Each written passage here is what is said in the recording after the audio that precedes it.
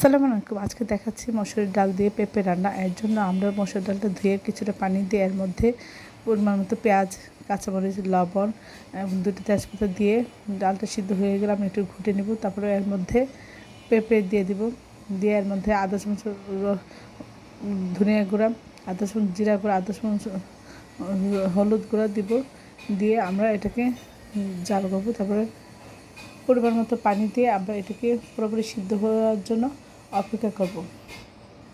এর মধ্যে আমরা 2-3 চামচ রসুন ছেঁচা দিব আর ধনিয়া পাতা দিব। পাশাপাশি আমরা একটা পাত্রে তেল দিব, দিয়ে পেঁয়াজ কাটা দিব আর এর মধ্যে 2-3 চামচ রসুন ছেঁচা দিব।